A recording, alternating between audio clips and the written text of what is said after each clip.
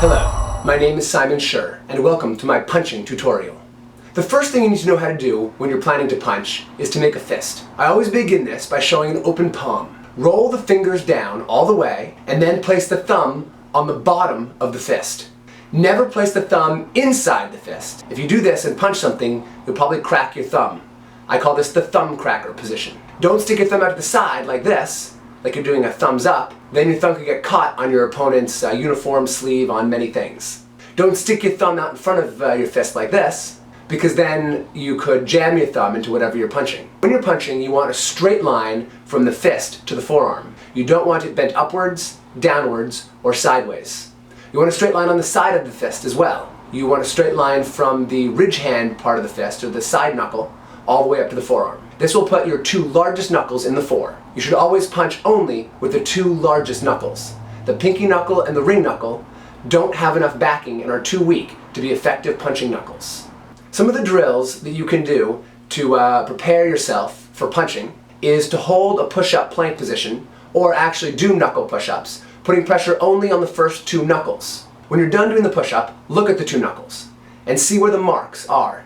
If the marks are only on the first two knuckles, you did it correctly. If the marks are on the pinky and ring knuckle, you've done it incorrectly, and you should try again. To reinforce the position and to really put pressure on those knuckles, and also for conditioning, which we'll talk about a little bit later, you could do the same knuckle push-ups on some boards or tiles. Begin learning the actual process of the punch. I recommend starting in a sitting stance. Some people think the sitting stance punch is useless, but I think it's a great way to exaggerate the punch and really learn all of the pieces and generate the ability to do them cohesively together. So make a sitting stance or a horse stance. Stick one punch out in a straight line from your shoulder with your back straight and your chest out. The other one should be upside down on your waist.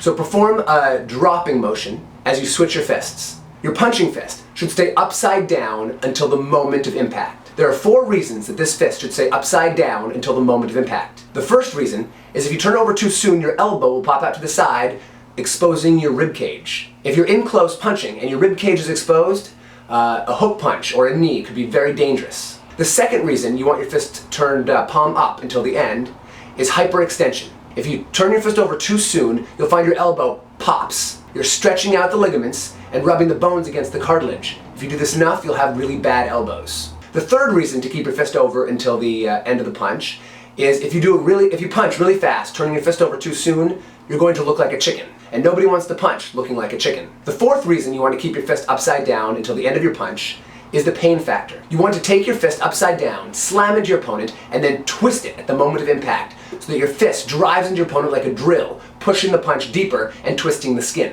When you punch, you want to pull the other hand back. With the same force and power, you push the punching hand out. I talk about reactionary force and weight dropping and the whole sine wave method to generate power in my generating power tutorial, which you should see a link to right here. So I won't go over that today. Try doing single punches, double punches, and triple punches, dropping the weight, punching out, turning the fist over at the end, and pulling the opposite hand back. You'll also find it's useful to twist your hips when you punch. You want to thrust your punching hand forward at the same time as pulling the other side of your hip backwards. This same motion should be repeated with your shoulders. Again, I talk about the methodology and science behind this in my power tutorial, which I highly recommend you watch before doing this tutorial. After you've gotten really good at the sitting stance punch, you should try doing a stepping punch in a front stance or a walking stance. Put your punch out in front of you, practice taking a step and punching. When you take the step, you want to stay relaxed until the moment of impact. Keep your punch out in front of you. Time your step and your punch so the punch starts later than the step, and the actual fist lands fully extended at the same moment as your foot hits the floor. This is a very important aspect of the punch. So practice the stepping punch going forwards and going backwards. After you've done the sitting stance punch and the walking stance punch, I highly recommend that you move on to a modified front stance. A modified front stance has the weight almost equally distributed between both legs. The front foot is flat, the back foot is one shoulder width away from the front leg widthwise, and one shoulder width away from the front leg lengthwise and diagonally. The back heel should be off the ground, and both knees should be bent. At this point, we've practiced doing the punches from the waist, from the belt. Now take your belt and pretend that your belt is around your forehead, and do the exact same thing as you did with the sitting stance and walking stance punch. But now, instead of on your waist, you want your hands on your belt on your forehead. So we're going to punch with our hands from our forehead, so that while we're in close, our head has more protection and our elbows are down to protect our rib cage. To begin practicing the modified front stance punching, I recommend you stand one shoulder width away from a wall. Put your back foot back against the wall with the heel raised against the wall. The modified front stance is designed to simulate a runner stance at the beginning of a race, with your back heel against the wedge, prepared to push forwards and put all of your energy forwards into the punch. Bend the knees and place your hands on your forehead. First, I want you to practice the hip motion. Thrust your front hip forward and then thrust your back hip forward. Watch your belt knot swing from side to side. It should swing in a hard, direct motion, as if you snapped your hips. It shouldn't be a slow, subtle swing. Now bring your hands up and practice the jab. Thrust the front hip forward, let that thrust your hips forward, and let that thrust your arm forward. Do the same thing with the other hip. Thrust the back hip forward and thrust the backhand forward. In a modified front stance, punching from this position, a front hand punch is called a jab because it jabs out from the front. The backhand punch is called a cross because it comes across your body. So practice the jab and practice the cross, and then practice them together. Jab, cross, jab, cross. Now come away from the wall and make a modified front stance and try the jab cross. Don't let the back heel touch the floor. Keep the hands up. A couple of the big mistakes people make when punching from the jab cross position is starting by the face and forehead, but dropping the hand down to the chest or waist, and then punching out. This is very dangerous because it exposes the head during the punch. Another big mistake people make when doing a jab cross is they think that the rules that they practiced during the sitting stance and walking stance punch have changed. They haven't. You want to keep the fist upside down, or in this case sideways, until the moment of impact, for the exact same reasons that you keep it upside down in a sitting stance. You don't want to expose your rib cage, you don't want to hyperextend your elbow, you don't want to look like a chicken, and you want your fist to twist into your opponent at the moment of impact. Now, when you're punching from a modified front stance, you also want to rotate your fist a little past palm down, so that your shoulder comes up a little bit and provides protection for your chin. The fastest way to get knocked out is for someone to clip your chin. If someone punches your chin just right, your head could swivel on your spine, on the foundation where your skull meets your spine, and your brain could smack against your skull and you get knocked out. So you always want to protect your chin and your forehead. So when you punch, keep the hand up by your face. Don't drop it down before you punch. Don't bring your hand out to the side and wave it around before you punch either. This leads to extreme telegraphing. Practice your jab cross in the middle of the room from a modified front stance. To get really good at putting some effort and some energy behind the jab cross, I recommend using a Wave Master or a portable striking bag and putting on some gloves, and try punching the bag with a jab cross across the room. This will help you deal a little bit with reactionary force and help you put something behind your punch. To really get good at dealing with reactionary force and to add some speed to your punches, I recommend using a heavy bag. Remember, when you're punching, never lean forward past your center line and never lean backwards past your center line. Always keep your body and spine erect. Remember, you want to stay relaxed until the moment of impact. A tense punch is a punch working against itself. So when you punch, you want your arms to be relaxed, like strings. The muscles in your arms do very little of the work. They're more for direction and stabilization. The power in the punch comes from the hips rotating and the legs pushing off the floor and the shoulders rotating and the core staying strong. Now it's time to travel a little bit with the jab cross. Now the best way to do this is the forward and backward shuffle in a modified front stance. Practice this by making a modified front stance. Now move the front foot forward an extra shoulder width and thrust the front hip forward as you do this. Now catch the back foot up by moving it forward one shoulder width, so that now you're back to one shoulder width and length. Move the front foot forward one shoulder width, and then the back foot forward one shoulder width. And then try it backwards. Move the back foot back one shoulder width, thrusting the hip forward when you do. Then move the front foot back one shoulder width to catch up. Move the back foot back one shoulder width, thrusting the hip forward, and move the back foot back to catch up. Now try this with the punches, with the jab cross. Make a modified front stance with your hands up.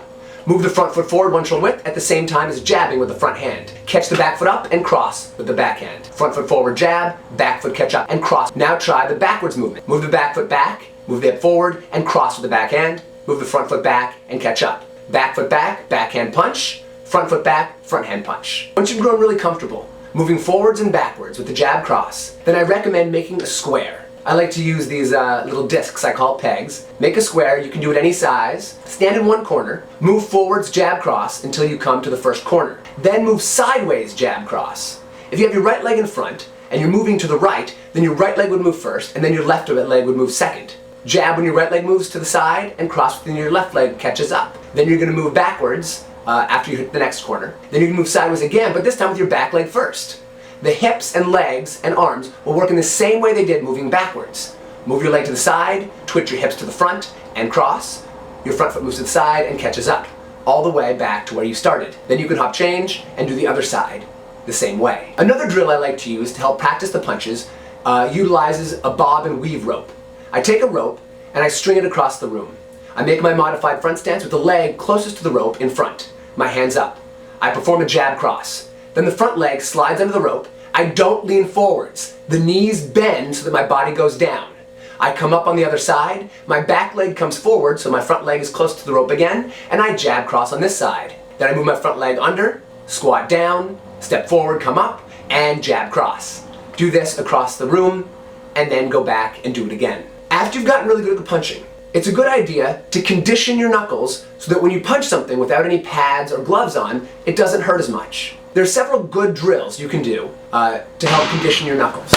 One of the best of which is to punch a makiwari. There are many different kinds of makiwari. The particular one I have is a very basic one. It's a pad on a board screwed into a concrete wall. And you punch the makiwari, making sure you hit only with the two largest knuckles and your wrist straight.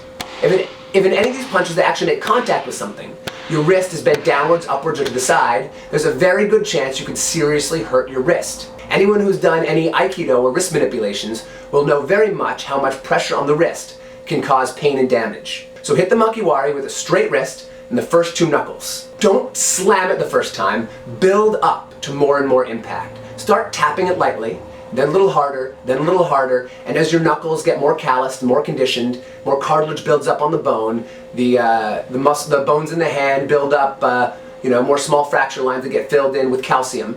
The stronger your punch is going to become and the more resilient your hand will be, and build up harder and harder and harder until you're really pounding the thing. Another good drill for conditioning your knuckles is to make a plank position or perform knuckle push-ups on a couple of boards. This puts a lot of pressure on the knuckles and the bone. Another great drill that I find, a great mobile drill that I find helps with knuckle conditioning and punch conditioning is to have a pocket stone. I got a box of sample tiles from a flooring and tabletop company, and I take the little square and I keep it in my pocket. And whenever I have some spare time, I hold it in my palm and I punch it. Thank you very much for watching my punching tutorial. Please don't forget to share, comment, like, and subscribe. And please check out the other videos on my YouTube channel.